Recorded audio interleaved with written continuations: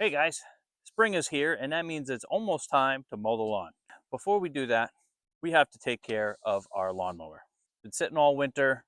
It got a bunch of hours of use last year. We're going to want to take care of it. We're going to change the oil, the filter, clean out the air filter or replace that if it needs it, and check on the spark plug. Maybe that needs to be replaced as well. Stick around, I'll show you how. It's a little cool out today. It's about 50, 55 degrees. So the oil's not going to flow if the engine's not warm. So first thing we're going to do, start at the engine, let it run for about 5-10 minutes, heat that oil up, and then that way it'll drain out nice and easy.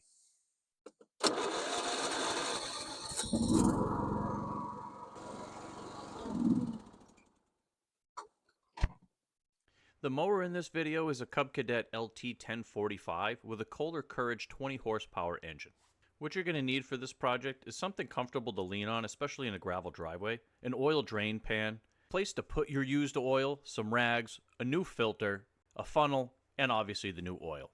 Before you get started, you're going to want to familiarize yourself with your particular mower and figure out where your dipstick, your oil filter, and your drain plug are.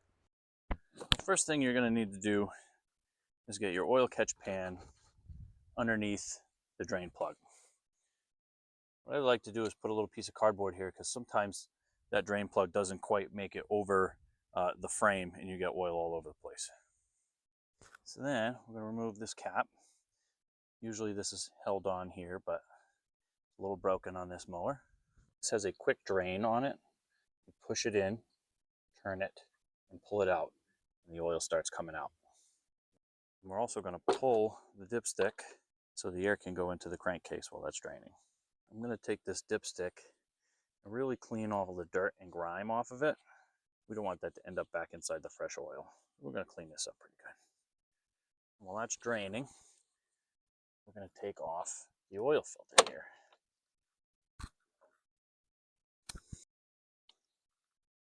I'll put a funnel underneath it so that I don't get oil all over the step and the frame. Try to direct whatever comes out into the oil pan.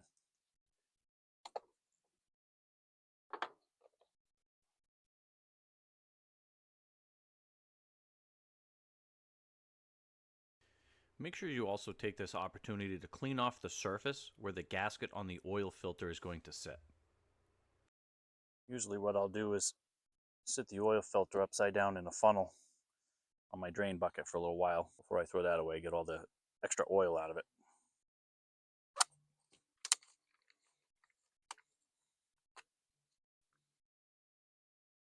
If your oil filter mounts vertically like this one, you're going to need to prime the filter, which means pre-fill it with oil. Make sure you take some fresh oil and lubricate that gasket before you install the oil filter. Now after a few minutes, that oil is going to settle in. You're going to need to top that off again. Most engines like this are going to use 10W30 oil, but you're going to want to check your owner's manual just to be sure. So by now, we're done dripping. We're going to close this, push and turn. Wipe up our oil mess here. Don't forget to reinstall the drain plug cap.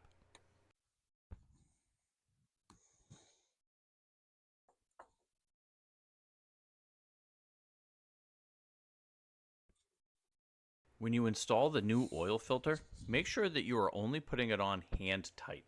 You should never ever use an oil filter wrench or any other tool to install an oil filter. Once the filter's installed, you can go ahead and add fresh oil. Double check your owner's manual to find out how much oil to add. For mine, it's about 1 3/4 quarts. Once you've refilled the engine and reinstalled the dipstick, go ahead and start up the engine for a few minutes. Check the drain plug and the filter area for leaks. After you've shut off the engine, you're going to pull the dipstick to check the oil level.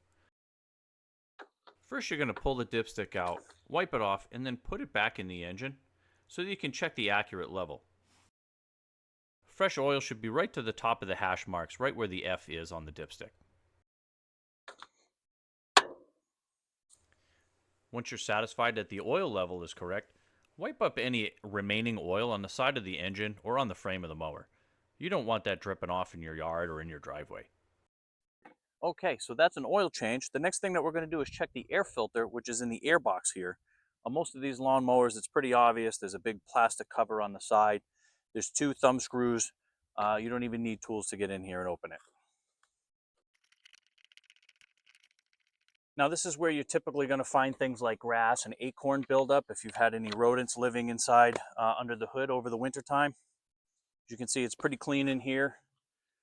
This filter's nice and clean. I changed this one recently. But what you'll see is a lot of dirt, buildup, grass, things like that. And that's when you know it's time to change these. They're pretty inexpensive.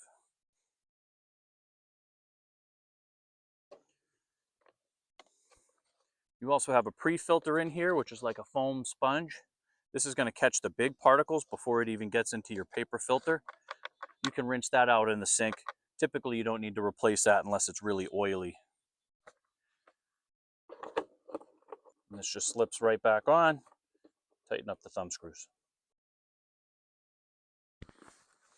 Next thing we're going to do is check the spark plug. But first, we're going to have to pull this hood out of the way.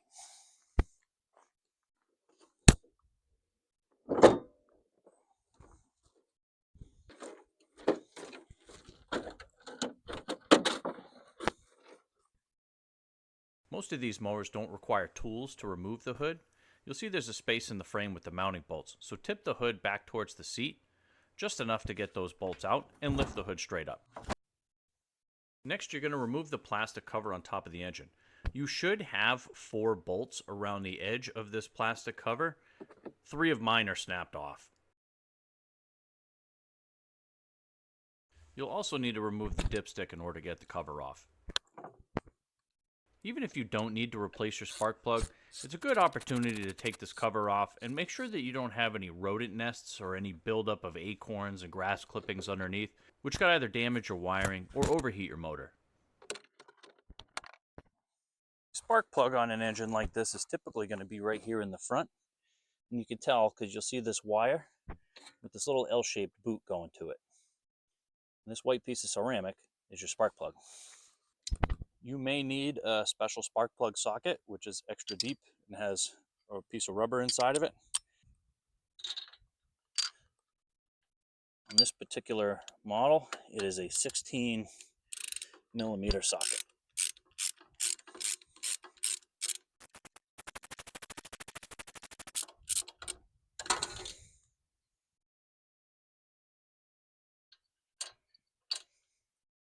This spark plug has a lot of rust and corrosion around the threads. It also has a lot of carbon buildup up near the electrode. You can see it in comparison with the new spark plug.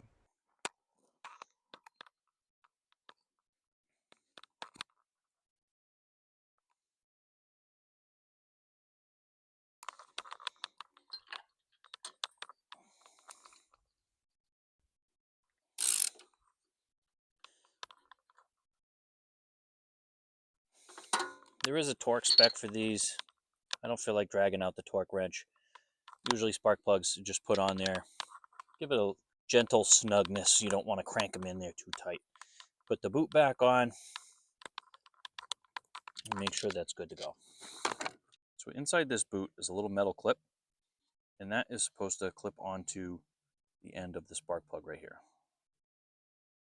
So you want to make sure that when this boot is plugged into the spark plug, push it in there tight, and then you pull on it. Make sure that that's on there snug, so it's a good connection. Now we're just going to put everything back.